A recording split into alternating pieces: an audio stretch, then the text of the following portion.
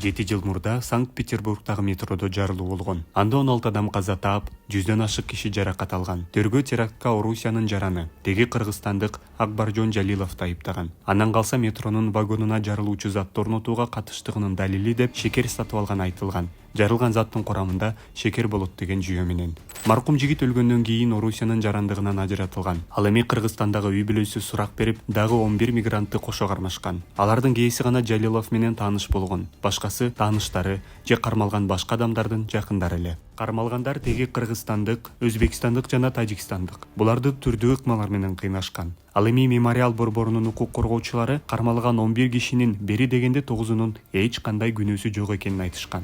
Ахрал Азимов кармалган 2 жигиттин Аброр менен Акрамдын атасы. Эки улуу тең Орусияда жашап, иштеп, атасы айткандай үйлөнүү тойго акча топтоп жатышкан. Аброр мурда терактта жарылып кетти деп жаткан Жалилов менен бирге Лесное деген кафеде иштеп калган жайы бар. Абрарды сот өтүптүр да аяктачы уже.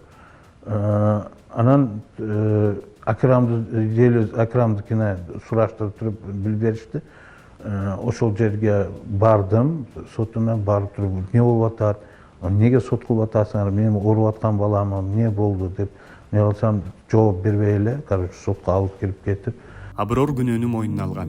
Бирок кийин төргөөчү атаңды дагы камап коем деп коркутканын айтып берген. Орусиядан депортациялангандан кийин дароо эле Аброр мурдагы айткан көрсөтмөлөрүнөн баш тарткан. Анын айтымында, аларды алгач Орусиянын федералдык кызматынын жашыруун түрмөсүндө кыйнашкан. Андан соң гана кармалды делген инцинировка уюштурулган. Ошентип ал өмүр бою абакка кесилген. Акрам Азимов теракт болгон учурда Кыргызстанда болгон. Ошто ооруканада дарыланып аткан. Бирок аны ооруканадан уурдап чыгышып, Москва облусуна алып барып, ошол жерден эл көзүнчө кармадык деп оюн уюштурулган. Аякта сразу башына мешок кийгизиптир эле, барып 4 күн пытать кылып, где-то 19 күнү видеосъемка кылып, граната менен кармаганда көрсөтүп коюшту да. Мен жасалма деген себеби мен балам ооруп аткан, реанимацияда турган баланы жеңил кийим менен, мына ветровка менен аякта суук болчу апрелде. Суук болгондо жеңил ветровка менен турат баламчы. Анын сумочканы илип туруп ошол жерден гранатаны чыгарып ачат да, остановкада, андай кылып туруп эле. 4 күн кыйнаган экен да, анда билгеним жок, аны кийин өзүм адвокаттар жалдагандан кийин алардан уктум да. Акрам дагы күнөөнү мойнуна алган. Ал дагы жашыруун түрмөдө кыйноого кабылганын айткан. Кийин ал мойнуна алган көрсөтмөлөрүнөн баш тарткан. Бирок 28 жылга эркинен ажыратылган. 19-жылы 10 декабрда сот Азимов Аброр экинчи боламга пожизненный өкүм чыгарып койду. Акрам уулумга 28 жыл берди. Тергөөнүн версиясы боюнча Аброр бир тууганы Акрамды жана Лесное кафесинде иштеген 2 кесиптешин азгырган. Ириштирүүдө бомба жасоо үчүн 10 000 рубль деле жетмек деп айтып, бирок бир тууган Азимовдор Жалиловду каражат менен камсыздаган деп айыпталган. Аброр Жалиловго 122 000 рубль, Акрам 2,5 миң доллар акча которгон. Ошол азгырылды деген кесиптештердин бири тажикстандык Соди Кортиков. Ага террористтерди байланыш менен камсыздаган деген айып тагылган. Анткени Аброр Азимовдун симкасы менен башка номерге чалган. Ортиков 22 жылга кесилген. Ал сим-картаны Аброр дагы бир кесиптешинин, Шахиста Каримованын телефонуна салып текшерип көргөн. Каримова 20 жылга эркинен ажыратылган. Андан тышкары, орусиялык полиция Жалилов Кыргызстандын жараны Мухаммед Юсуф Эрматовду террордук топко азгырып келген деп билдиришкен. Ал болсо Жалиловду таптакыр тааныбай турганын айткан. Ошентсе да, ал жашаган Петербургдагы батирде тинтүү жүрүп, жашаган мигранттарды кармашкан. Эрматов 28 жылга соттолгон. Ал дагы кыйноолор тууралуу айтып берген.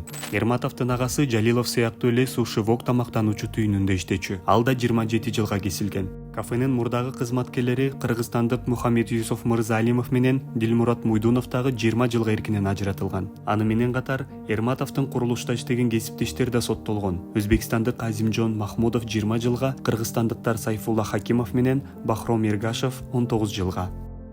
Менге чалып айтты, апа мен эже мени алып кеткила бу жерге, таштабагыла мени деди. Мерде кыйын экен деди. Уну апамга айтпадым. Кыйындыгын айтпадым. Иттем ошондой сактап эт деди. Соокта мени деди. Олдум навес, олдум деди, решетка деди. Мен ошондо турдум деди. 5 күн ошондо турдум апа деди. Келинимге айттым. Апам айтпады, апам билбейт буну. Жакындары теракт үчүн соттолгондорду Кыргызстанга экстрадициялоону суранышууда. Көпчүлүгү Орусиянын абактарында жаткан жакындары менен көрүшө албайт. Россияга короче барганга азыр мүмкүнчүлүк жокудан бара албай атабыз да. Орусчаны анан акча жагыбыз да чатакта. Балдар азыр бу жерде неберелер, келиндер, мындай аял, кемпир бардыгыбыз. Ошого мындай иштеп атканым тиричилик эле мындай зорго жетип атат да мындай. Анан биз өзүбүздү президентибизге бир кайрылгым келди эле. Урматтуу Садыр Нуркучаевич, сизден отурум суранат элем. Бизди айласына кылып ушу балдарыбызды экстрадиция кылып берсеңиз, Азимов Акрам, Азимов Абрарларды, шулар бейгүнөөдөн отурушат аякта, не болсо да ушу бизди Кыргызстанга келип калса, ушу Кыргызстанда биз өзүбүздү жерибиз ушул жерде барып туруп көрүп, тез бана көрүп турат элек.